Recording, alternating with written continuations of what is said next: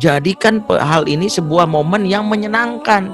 Jangan sampai momen selama di rumah momen yang traumatis. Anak ada yang doa, ya Allah segerakanlah wabah corona ini ya Allah. Bukan takut corona ya Allah, takut sama mama ya Allah. Kalau corona bikin batuk, pilek, kalau mama bikin stres, sakit kepala, muntah, mual-mual, mau pingsan. Anak ada membandingkan ya antara mama sama corona, ya lebih virusnya lebih bahaya mama gitu ya.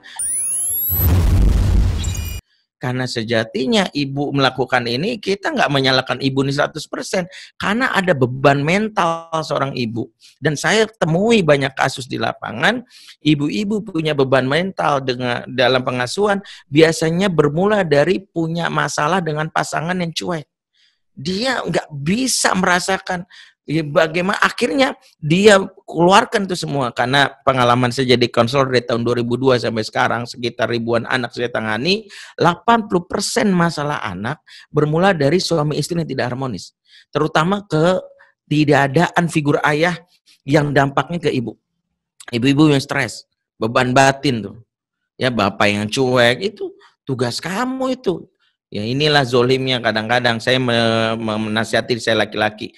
Giliran anak bermasalah langsung istri salahin. Kamu bisa nggak sih ngurus anak? Ya, apa perlu aku buka cabang kayak Alfamart ada di mana-mana tuh kan ngancemnya gitu. Ya buka cabang kayak Alfamart. Giliran anak berprestasi baru. Siapa dulu bapaknya? Ini nggak fair.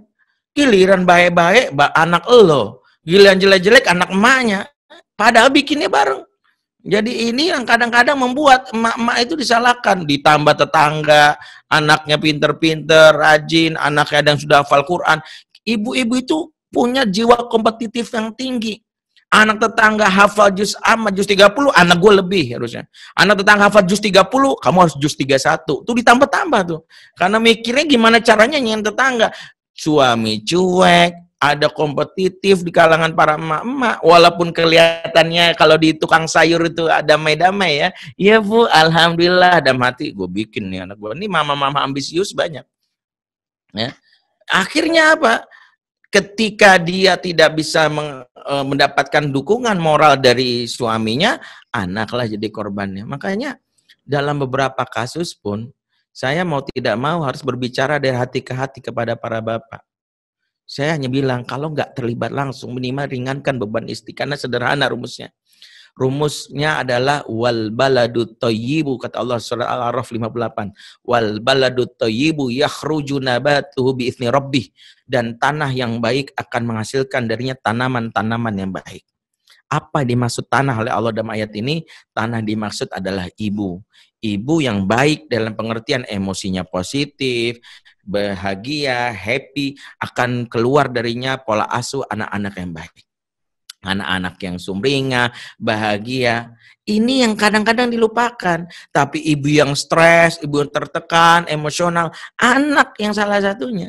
Dan itulah kenapa seorang ibu itu wajib menjaga kewarasannya. Salah satu tugas suami, kalau nggak bisa langsung terjun ke anak, bahagiakan istri. Itu dia tahu bahwa prinsipnya happy mom, happy children. Happy wife, happy life. Ya, kalau ibu-ibu nggak sepakat sama saya, silakan angkat tangan. Ya, silakan kok. Saya bilang ya, mudah-mudahan sepakat. Pantas kan apa? Pantas pas Ustadz masuk, yang masuk bunda. Nah itu, nah masalah ini bapak-bapaknya. Nih bapak-bapaknya nih langsung seret, dengerin. Ya, kenapa saya sampaikan ini? Karena memang beban apalagi di zaman pandemi ini tadi tinggi.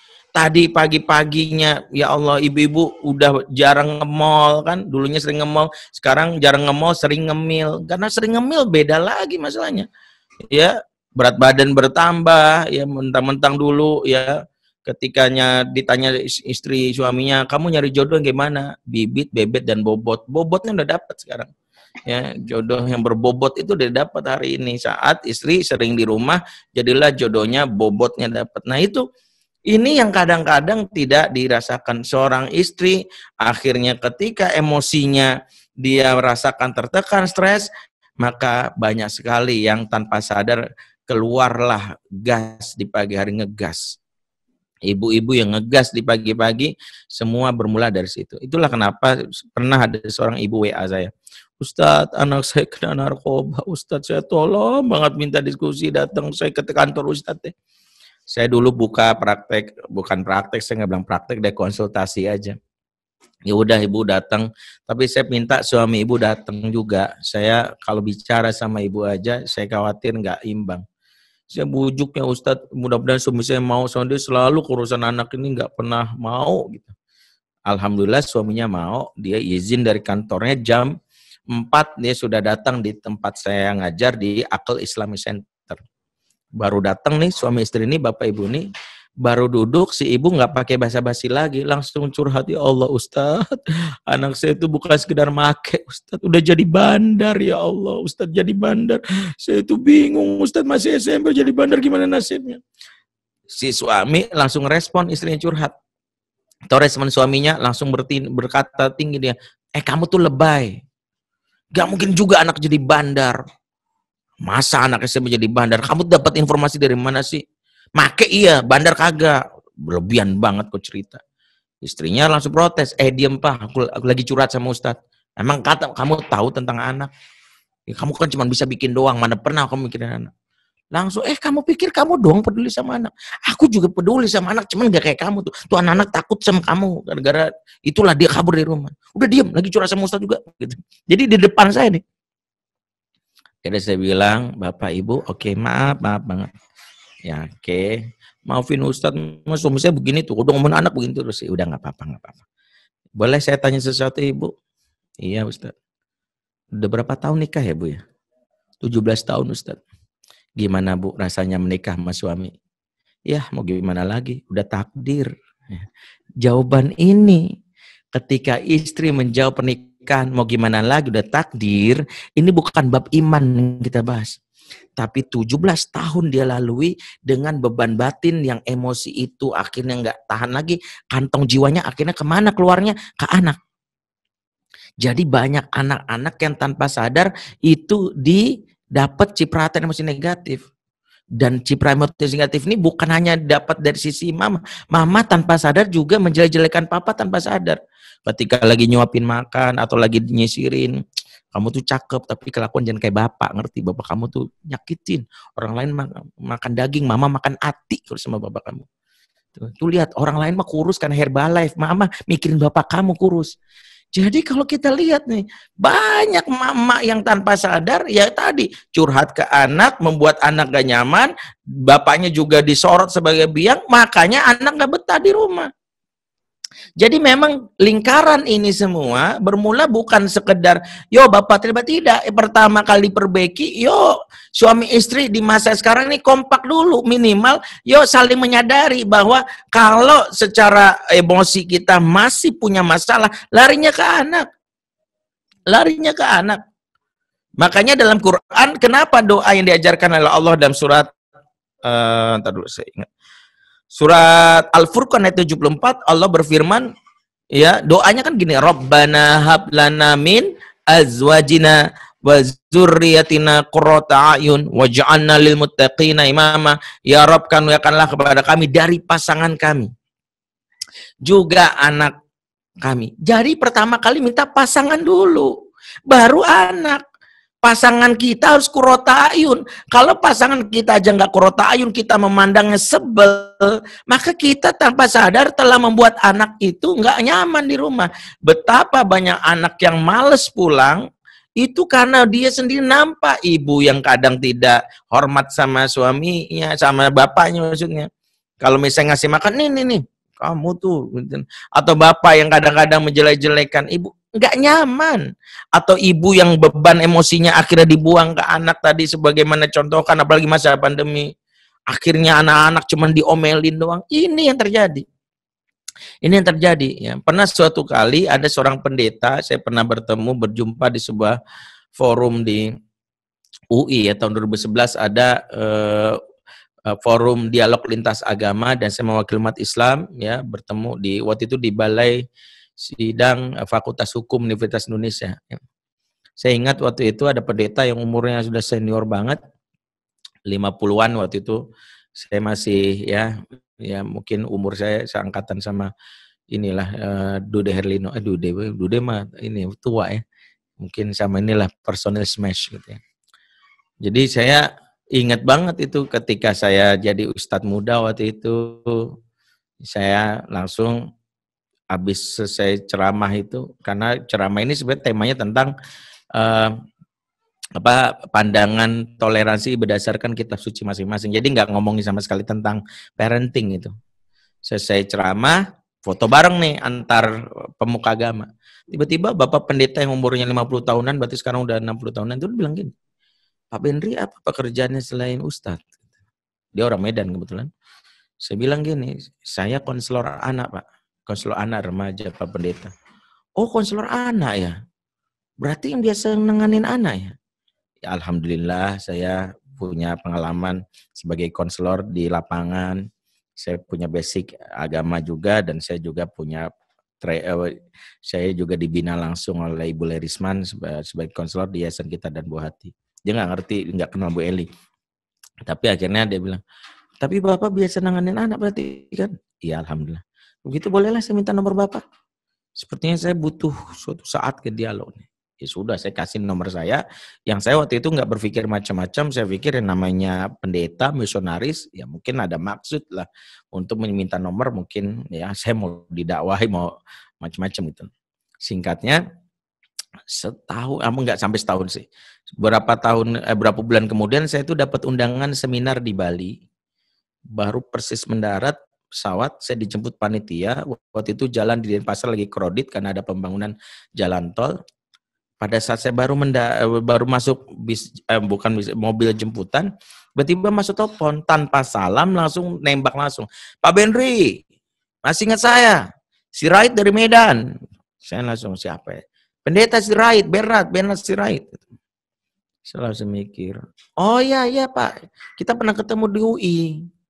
Oh iya. Ada apa Pak? Begini Pak, Bapak kan konselor ya?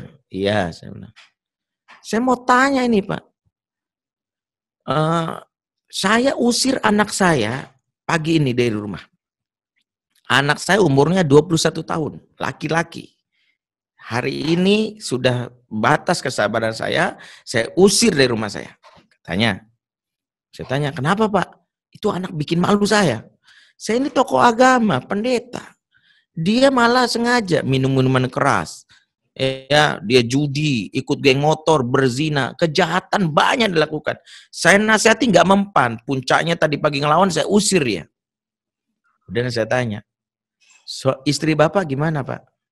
Dia nanya balik, maksudnya istri Bapak dengan kasus pengusiran ini gimana? Malah Bapak ini bilang, nah itulah istri saya. Bukannya mendukung saya, malah menyalah-nyalakan saya. Dianggap saya suami nggak becus, ayah yang tak pantas. Itu memang istri saya keterlaluan dari dulu biang masalah itu. Mentang-mentang dia anak pejabat, mentang-mentang dia dulu tuh kuliah IPK-nya lebih tinggi dari saya. Saya tahu betul itu. Dulu saja memilih nama aja, saya pengen dari Alkitab, dia pengen dari artis India. Makanya kita sering bertengkar. Jadi Bapak Pendeta ini nelpon saya itu kurang lebih 48 menit. 3 menit ngomongin anak, 45 menit ngomongin istrinya. Udah kebayang kan? Setelah panjang lebar dia cerita tentang istrinya, tiba-tiba dia di ujung telepon gini, kembali ke masalah anak saya nih Pak. Kira-kira menurut Bapak saya harus melakukan apa? Saya udah upaya untuk menenangkan diri, saya cari anak saya juga malu kok, ternyata anak saya ini ntar ngelapor-lapor, ternyata anak pendeta diusir, dianggap saya tidak mendidiknya dengan baik. Saya senyum di ujung telepon tuh, saya tanya gini, Pak Pendeta, saya mau tanya sama Bapak, sebenarnya masalah Bapak sama anak atau sama istri? Dia bengong tuh, nggak jawab. Maksud Bapak, kata dia, Bapak sadar tidak, di handphone saya itu kurang lebih kita bicara 48 menit, saya masih di jalan macet ini. Saya di Bali Pak, lagi di Denpasar. 3 menit pertama kurang lebih Bapak ngomongin anak.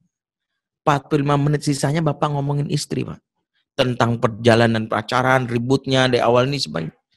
Jangan-jangan masalah Bapak dari dulu sama istri. Larinya ke anak. Kemudian dia diam. Gimana menurut Bapak? Halo? Nggak dijawab tuh. Halo? Saya pikir blank spot kan. Halo? Nggak ada jawaban. Tiba-tiba di ujung telepon muncul suara yang berat. Apa kata dia? Ya. 25 tahun saya menikah. Baru ada yang menyadarkan saya. Kalau saya dari dulu bermasalah sama pasangan saya. Pantes anak saya kurang ajar sama saya. Lah, ibunya sering membantah saya di depan mata dia. Pantes anak saya kasar sama mamahnya. Saya sering kali gampar mamahnya di depan mata dia. Pak Bendy, terima kasih. Saya dapat sekali sesuatu yang selama ini saya tolak. Saya bantah dalam diri saya. Terima kasih. Sebutlah puji Tuhan macam-macam gitu, tutup teleponnya. Sampai sekarang nggak nelpon saya. Nggak tahu udah cerai apa belum, saya nggak tahu. Nggak boleh cerai, Ustaz. Iya, nggak tahu. Saya kan nggak tahu. Maksudnya udah cerai apa dia mungkin kehilangan nomor telepon saya atau dia nyesel nelpon saya gitu ya. Nggak tahu. Sampai sekarang apa saya nelpon. Padahal saya nggak ganti nomor dari tahun 2007. Nomor saya tuh awet sampai sekarang. Tapi dia nggak nelpon lagi. Singkatnya, di situ yang sering kali makanya kalau berbicara tentang pengasuhan zaman now, maka sebenarnya berbicara tentang bukan dulu anak. Tapi berbicara tentang sejauh mana kita sama pasangan ini sudah sampai kepada qurrata a'yun. Karena kalau sudah qurrata a'yun, kita punya satu visi yang sama. Kita punya saling membantu. Istri capek, Pak. Aku udah capek banget. Ya udah istirahat dulu. Aku ya deh ini.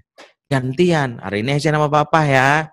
Sama papa dulu ya, mama butuh istirahat, mama butuh me time. Mah nih ATM nih mah, mama mau beli Shopee kan dah gesek-gesek ada. Dan namanya buat mama aja. 100 juta sebulan cukup nggak mah? Cukup. Kalau nggak cukup bilang ya mah, aku tinggal nambah lilin, ngepet dong jangan gitu ya. Jadi banyak harusnya kita pahami. Ini yang dibutuhkan. Sebenarnya wanita nggak butuh sekedar materi. Kalau kita lihat ada fitrah nafkah batin. Yang kadang-kadang seorang suami lupa. Nafkah batin sering saya kasih setiap malam saya gauli. Bukan nafkah batin itu. Nafkah batin yang maksud wanita bukan digauli karena itu bukan definisi nafkah batin yang dimaui. Kalau nafkah batin pengertian digauli, ketika istri nolak digauli, kita yang stres. Banyak suami yang stres ketika istrinya, enggak mas, aku lagi enggak minat gaul. Apaan aku lagi nafsu? Kan nafkah boleh aku tolak dong. Bukan itu. Yang dimaksud nafkah batin adalah kebutuhan batin, bahwa wanita butuh 5 hal dari suaminya. Yang pertama, dia butuh dipahami. Yang kedua, dia butuh dihargai. Yang ketiga, dia butuh dicintai. Yang keempat, dia butuh merasa aman. Yang kelima, dia butuh merasa bernilai. Dipahami, dihargai, dicintai, aman, dan bernilai. Makanya ketika baginda Nabi SAW sedang melayani sahabat di rumahnya, tiba-tiba Aisyah saat itu mendapatkan kiriman makanan dari istri Rasulullah yang lain, yaitu Ummu Salamah. Dalam kitab Fathul Bari Ibnu Hajar menyebutkan istri yang lain itu namanya Ummu Salamah, mengirimkan makanan yang membuat Aisyah cemburu karena Rasul sedang ada di rumahnya, maka Aisyah nggak terima kiriman makanan luar. Suamiku wajib makan masakan aku, ya nggak boleh ada delivery order, ya. Jadi kalau mak zaman now tuh nolak apa-apaan GoFood masuk aja nggak boleh. Ya, nggak ada di sini GoFood. Wajib makan masakan aku.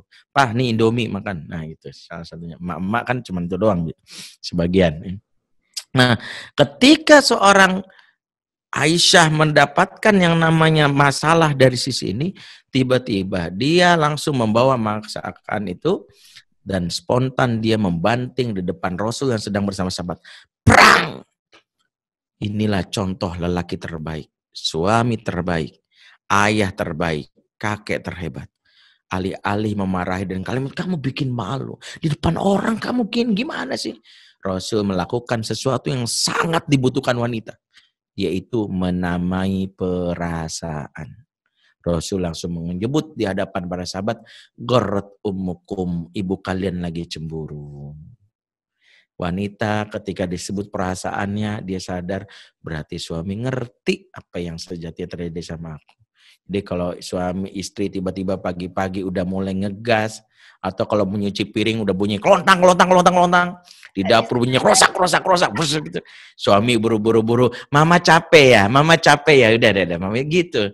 Mama udah nih, mama tenang ma, ya Robani Store lagi diskon 25%, mama kesana aja. Jadi bisikin yang kayak gitu. Jangan, mama, nggak bener nih, anak-anak pantesan stres sama kamu.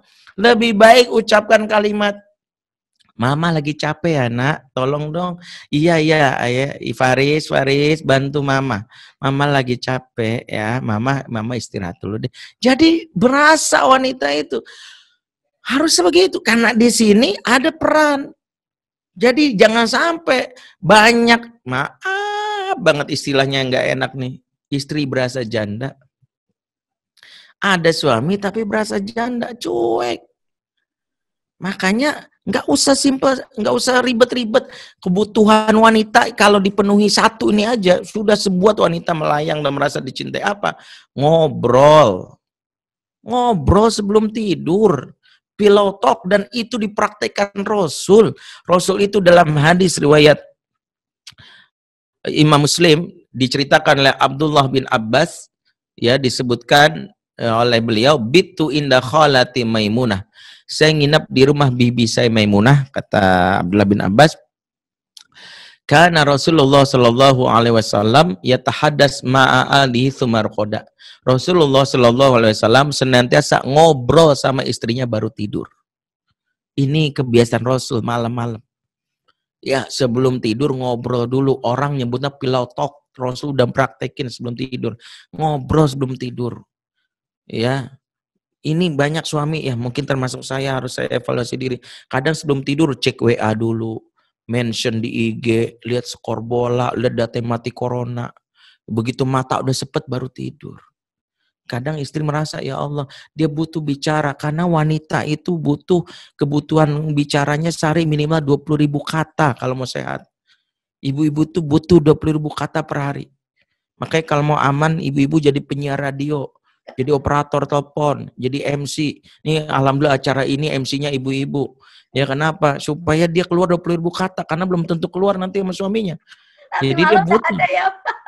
Iya, makanya nanti pekan depan pas sesi saya lagi rebutan ibu-ibu yang lain. Gua dong, gua hari ini belum 20.000. Lu aja jadi MC. Gantian dong gitu. Jadi MC ini kebutuhan ibu-ibu. Karena wanita itu butuh bicara memang. Kalau mau sehat, makanya ingat, sejatinya tidak ada wanita yang pendiam. Yang ada adalah wanita yang terluka hatinya. Jadi kalau ada wanita pendiam, itu lagi terluka, bahaya. Maka kalau istri cerewet, sehat. Ya, wanita kalau ditanya satu yang sehat itu, tanya satu jawabannya 1.000. Kalau udah jawabannya singkat, patah-patah, tuh lagi sakit. Udah makan belum? Udah. Makan apa? Ayam. Ayam apa? Goreng. Nah udah tuh. Udah kalau udah kayak gitu, ya Allah buru-buru ya usap punggungnya pakai logam mulia ya gitu. Ini itu udah sehat itu. Ya, maafin gitu. Tapi kalau ditanya satu jawabannya 1.000 tuh sehat. Mah udah makan mah, udah tadi kan aku beli ayam goreng tengah jalan ketemu Bu Tejo cerita apa namanya, ada anak Pak Lurah ternyata nikah sama anak tetangga, katanya dia diam-diam nikah siri. Lah kenapa hubungannya dari ayam goreng ke Bu Tejo ke anak Pak Lurah? Itu sehat. Mak-mak yang sehat tuh kayak gitu. Kadang omongannya satu, jawabannya bisa macam-macam. Makanya kalau belanja itu kalau yang sehat memang nggak bisa satu. Itu ini mak-mak yang sehat gitu. Niat dari rumah beli rinso, pulang bawa TV LG, iPhone Max Pro, bawa brosur apartemen, bawa sembako, paket, gitu mama ya saya. Karena mereka kalau belanja rutenya nggak bisa satu. Ya. Kadang udah nanya pakai ini sebagainya nggak cocok ke toko sebelah. Ya Allah, padahal udah bongkar-bongkar itu kan dia, kasihan banget salesnya. Itu lagi sehat tuh. Kalau lagi nggak sehat udah gitu. Nah, itulah mengapa salah satu yang bisa dipraktekkan oleh suami sederhana, apalagi di masa kekinian, biasakan ngobrol setiap malam. Jadilah TPS, tempat pembuangan sampah emosi buat istri, supaya pagi-pagi ibu-ibu itu punya mood booster. Pagi-pagi, malam-malamnya sudah dikosongkan yang namanya sampah-sampahnya, dia siap memberikan bunga untuk anaknya. Itulah kenapa hal yang mungkin sekarang jadi perhatian, berbicara tentang anak tidak bisa lepas dari bagaimana keharmonisan antara suami dan istri. Ini mutlak. Ya, sehingga hampir sebagian besar anak-anak bermasalah, periksa deh bapak ibunya biasanya juga bermasalah. Biasanya ya, sekali lagi ya, bahwa bapak ibunya ternyata seringkali ribut, bapak ibunya ya selama ini bertengkar, atau katakanlah nggak bertengkar, bertengkar tapi ya sudah nggak saling tegur. Ya, merasa ya sudahlah jalani aja hidup dan itulah yang paling bahaya. Di sinilah kenapa ya hari ini kita sebenarnya sedang berupaya untuk belajar mengokohkan. Jadi sekali lagi kalau kita berbicara tentang virus pengasuhan di luar banyak, tapi semua itu akan sangat terbantu jika rumah kembali memberikan kenyamanan. Salah satunya adalah mengembalikan bagaimana ayah yang ada selama ini. Ya, saya pikir momen pandemi ini momen yang luar biasa ya. Momen pandemi ini kan tanpa sadar memaksa orang tua, khususnya ayah kembali ke rumah. Ya. Di mana ayah kembali membayar hutang-hutang pengasuhan. Sejatinya momen berapa bulan ini bisa menjadi sebuah golden moment. Bahkan bisa jadi memorable moment. Apa tuh memorable moment? Momen yang kelak akan diceritakan di saat mereka dewasa, saat jadi bapak atau jadi kakek atau jadi nenek. Saat mereka jadi bapak, mereka akan cerita, ya Allah nak, atau jadi kakek, ya Allah cu, dulu tahun 2020 selama 6 bulan lebih, kakek merasakan pengalaman luar biasa. Kakek merasakan bagaimana selama ini sempat suuzon sama papa. Alhamdulillah, papa mampu membayar itu. Dulu sebelum pandemi kau ditanya papamu mana? Jawabnya gelap. Karena papa hadir pas gelap-gelap doang. Sebelum matahari terbit dan setelah matahari terbenam. Wajar anak jawabnya gelap. Tapi setelah masa-masa pandemi ini bapak nampak di depannya. Cuman masanya bapak mampu nggak menjadi bapak yang menyenangkan? Ya dalam buku Fatherman ini ya mungkin ke depan kita lebih banyak bedah ini, yaitu bagaimana bapak menjadi figur yang kata kunci pengasuhannya adalah menjadi figur yang dicintai dan didolakan. Karena inilah awal dari anak-anak bisa merasakan kelekatan. Bayar ini. Kalau anak selama ini nggak pernah mau cerita, karena di masa kekinian yang paling fatal itu ketika anak punya kalimat gini, that's my privacy. Siapapun yang anaknya punya kalimat ini, maka bahaya, warning. Kenapa? Karena saya ingat salah satu pesan dari Profesor Dr. Donald Hilton, pakar anti pornografi dari Amerika. Saya sempat hadir di sebuah workshopnya di Kemenkes waktu itu. Beliau bilang, salah satu pintu masuk dari pornografi dan juga predator atau yang bandar narkoba, yaitu anak-anak yang diajarkan untuk punya privasi. Privasi itu bagi anak ABG sejatinya akan membunuhnya. Kenapa? Karena dia belum bisa membedakan apakah di dunia maya ini orang yang tulus apa modus. Dia nggak bisa mengetahui itu. Nah, ketika anak banyak cerita sama orang tuanya, itu kita bisa ngeliat, masa gitu nak? Waduh, mama malah khawatir. Iya, ayah malah khawatir. Coba kamu cek dulu. Iya pak. Oh iya pak, kemarin ternyata hoax tuh pak. Aku baru tahu. Itulah anak-anak zaman now. Kalau deket, dia punya saringannya sama orang tua. Nah, bagaimana bisa deket kalau ternyata bapak sendiri nggak memanfaatkan momen ini. Jadi, momen ini golden moment. Jadikan hal ini sebuah momen yang menyenangkan. Jangan sampai momen selama di rumah momen yang traumatis. Anak ada yang doa, ya Allah, segerakanlah wabah corona ini ya Allah. Bukan takut corona ya Allah, takut sama mama ya Allah. Kalau corona bikin batuk, pilek, kalau mama bikin stres, sakit kepala, muntah, mual-mual, mau pingsan. Anak ada membandingkan ya antara mama sama corona. Ya lebih virusnya lebih bahaya mama gitu ya. Jadi itu yang kita khawatirkan. Nah, mudah-mudahan ini menjadi sebuah pelajaran buat kita semua.